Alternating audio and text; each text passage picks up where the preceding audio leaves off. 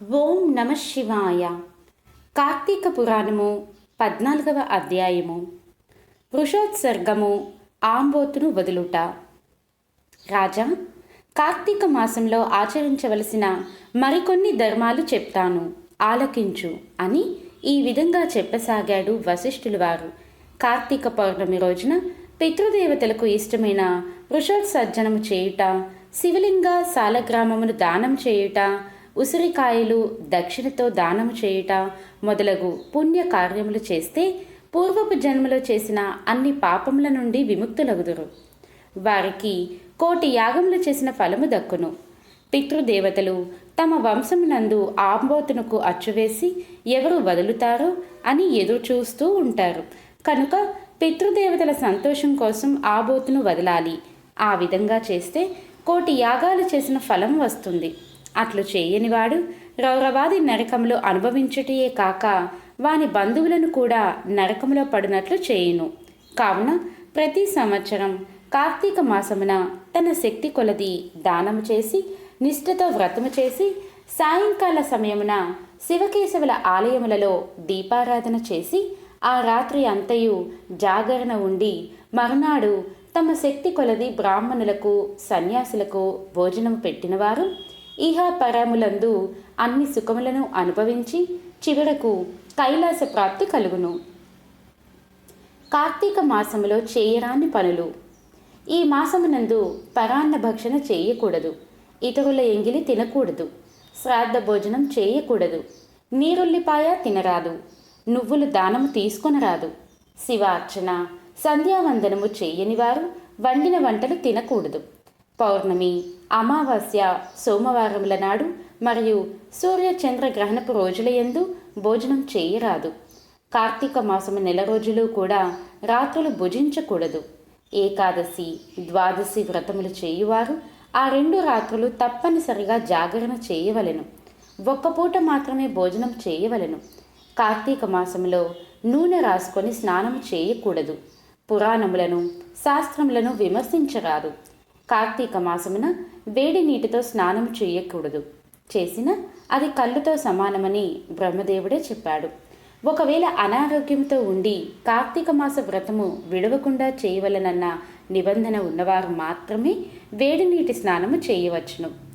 ఈ విధంగా చేయువారు గంగా, గోదావరి, సరస్వతి, యమున మొదలగు పుణ్య నదుల పేర్లను మనసులో స్మరించి స్నానము చేయవలెను. ఏ నది తనకు సమీపంలో ఉంటే ఆ నదిలో ప్రాతకాలమున స్నానం చేయవలెను. ఒకవేళ నదులు అందుబాటులో లేనప్పుడు బావి దగ్గర కానీ చెరువునందు కానీ స్నానం చేయవచ్చును. ఆ సమయంలో గంగేచ యమునే చైవ గోదావరి సరస్వతి నర్మదా సింధు కావేరి జలస్మిన్ సన్నిధిం కురు అని చదువుచు స్నానము చేయవలెను. స్నానం పూర్తి అయిన తరువాత సూర్యమండల మధ్యవర్తి అయిన శ్రీ మహావిష్ణువును ధ్యానించాలి. కార్తీక మాస వ్రతము చేయువారు పగలు పురాణ పఠన శ్రవణం, హరికథా కాలక్షేపములతో కాలము గడపవలెను. సాయంకాలమున సంధ్యావందనాది కార్యములు ముగించి పూజా మందిరంలో ఉన్న శివుణ్ణి శాస్త్రోక్తముగా ఈ క్రింది నామాలతో పూజించవలను. కార్తీక మాస శివ పూజా కల్పము. ఓం శివాయ నమః ధ్యానం సమర్పయామి. ఓం పరమేశ్వరాయ నమః ఆవాహనం సమర్పయామి. ఓం కైలాసవాసాయ నమః నవరత్న సింహాసనం సమర్పయామి. ఓం గౌరీనాథాయ నమః పాద్యం సమర్పయామి. ఓం లోకేశ్వరాయ నమః అర్ఘ్యం సమర్పయామి. ఓం వృషభవాహనాయ నమః స్నానం సమర్పయామి. ఓం దిగంబరాయ నమః వస్త్రం సమర్పయామి. ఓం జగన్నాథాయ నమః యజ్ఞోపవీతం సమర్పయామి. ఓం కపాలధారిణే నమః గంధం సమర్పయామి. ఓం సంపూర్ణ గుణాయ నమః పుష్పం సమర్పయామి. ఓం మహేశ్వరాయ నమః అక్షతాన్ సమర్పయామి. ఓం పార్వతీనాథాయ నమః ధూపం సమర్పయామి. ఓం తేజోరూపాయ నమః దీపం సమర్పయామి. ఓం లోకరక్షాయ నమః నైవేద్యం సమర్పయామి. ఓం త్రిలోచనాయ నమః కర్పూర నీరాజనం సమర్పయామి. ఓం శంకరాయ నమః సువర్ణ మంత్రపుష్పం సమర్పయామి. ఓం భవాయ నమః ప్రదక్షిణ నమస్కారాన్ సమర్పయామి. ఈ విధముగా కార్తీక మాసము అంతయు పూజించవలెను. శివ సన్నిధిలో దీపారాధన చేయవలెను. పూజ తరువాత తన శక్తిని బట్టి బ్రాహ్మణులకు సమారాధన చేసి దక్షిణ తాంబూలాది సత్కారములతో సంతృప్తిపరచవలెను.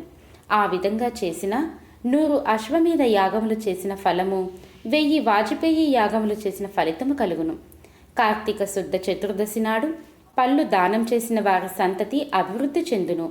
ఉపవాసం ఉండి శివారాధన చేసి నువ్వుల దానం చేసిన వారికి కైలాస ప్రాప్తి కలుగును.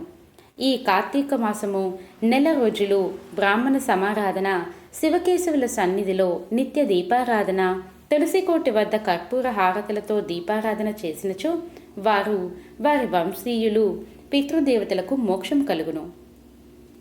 శక్తి కలిగి ఉండి కూడా ఈ వ్రతము ఆచరించని వారు అనేక విధములైన 100 జన్మలు ఎత్తి తర్వాత నక్క, కుక్క, పంది, పిల్లి, ఎలుక మొదలగు జన్మలు ఎత్తుదురు. ఈ వ్రతము శాస్త్రోక్తకముగా ఆచరించినచో 15 జన్మల యొక్క పూర్వ జ్ఞానము కలుగును.